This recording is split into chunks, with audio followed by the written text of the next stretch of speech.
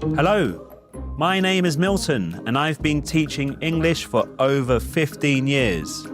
I'm from London in England, but now I live in Mexico City. English is a really big part of my life. I work in English, I study English, I teach English, and I help other teachers to teach English too.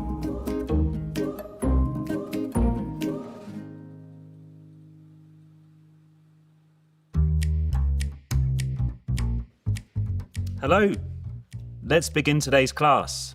Let's start with an example sentence.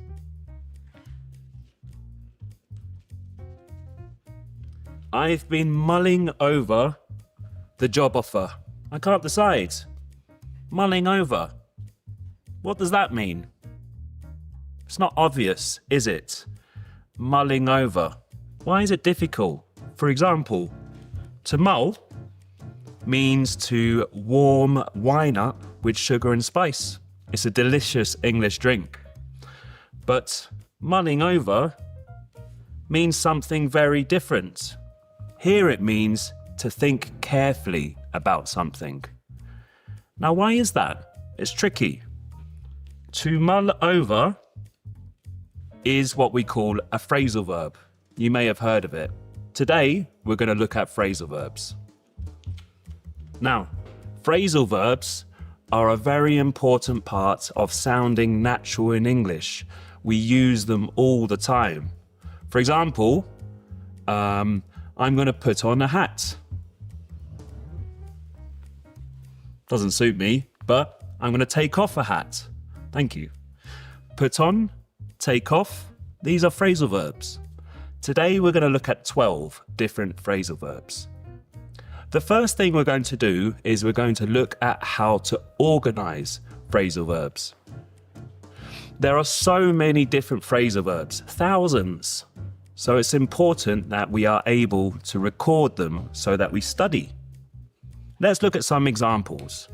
The first category I'm going to suggest is by meaning. So we can look at literal and idiomatic. Here are some literal ones. To take off the hat. To stand up, stand up.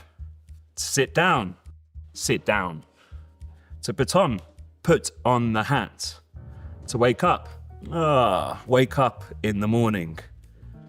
To turn on the light, turn on the radio. Now with literal ones, sometimes you can mix and match. So for example, turn, we can also say turn up, which means to increase the volume. We can also say turn down, decrease the volume. Can you guess the final one? Turn off, which is the opposite of turn on. These are all literal. We can tell the meaning by the verb. But we also have, which is more difficult, idiomatic phrasal verbs. Now this is where it gets different. They're a bit more difficult. So first of all, we need to think about the verb, okay? Remember with phrasal verbs, we have a verb and a preposition. Now, let's have a look. Find out. Do you know what it means? Find out means to discover, okay? Give up. Give up. Give, but give up. Give up means to stop trying. Bring up. What does bring up mean? It means to raise someone. For example, your child, to raise a child. Get along. When you're friendly, you have a good relationship with someone. Look after means to care for. I look after my baby brother. Grow up. Now this is almost literal, right? To grow up means to become an adult. So there's a bit of literal there. But yes, it's tricky, right? So this is one way you can think of literal and you can think of idiomatic, but also you can look at the context. So these phrasal verbs here, we could also think about turn on, wake up, phrasal verbs you use in the house. I turn on the light. I wake up in the morning. We can also think about using the context for these ones, friends and family. I look after my brother. I get along with my friends. I've grown up Okay, so we can think about using the meaning, literal and idiomatic, or the context, friends and family, or at the home. This is really important, so do your best.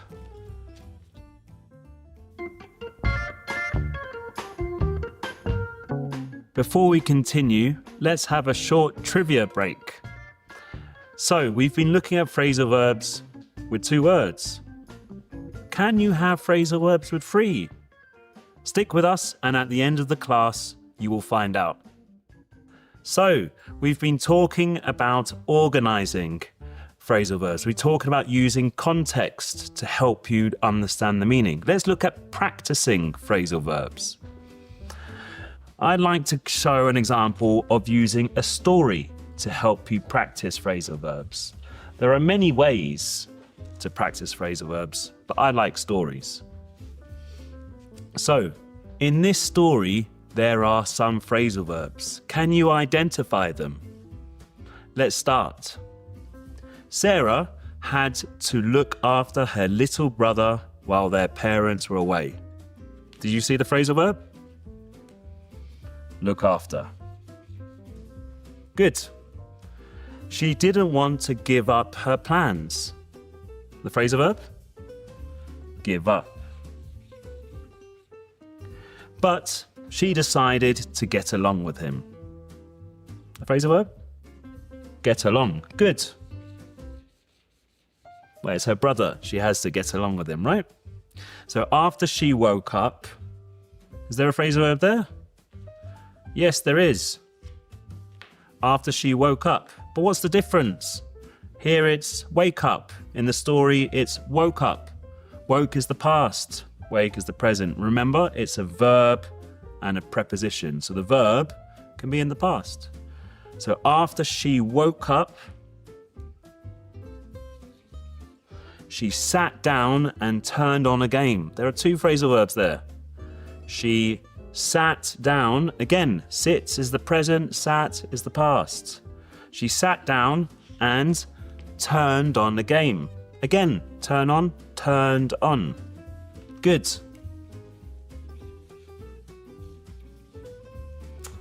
Let's continue. As they played, she realized how much their parents had brought him up to be kind and thoughtful. Brought him up.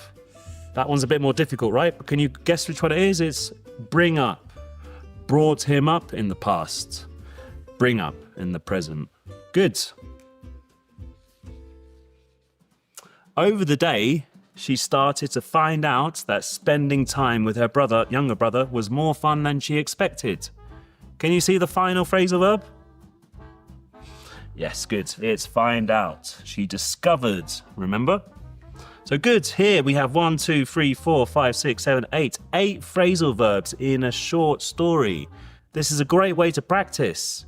You do the same thing. Choose some phrasal verbs and put them into a story to practice. This helps you understand that you know how to use them correctly and you're using them in context.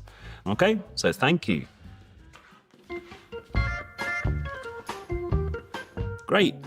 So back to the trivia. What was the trivia? Are there phrasal verbs with 3 words? Do you know?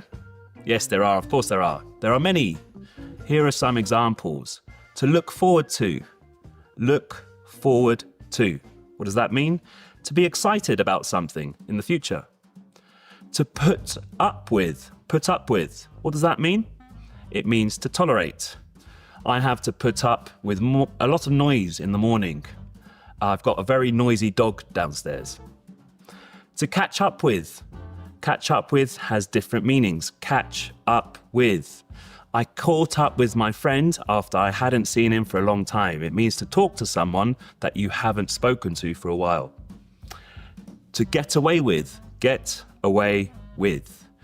What does that mean? That means to do something bad, but the people don't catch you. You don't get punished. You get away with it. So there we go. We've got phrasal verbs with 3 words, but most phrasal verbs have 2. So yeah, there we go. We're coming to the end of the session today. Thank you very much for joining me today. I hope you've got some good strategies to help you move forward to move along with your learning. And remember, brush up on your phrasal verbs. Thank you very much and see you later. Goodbye.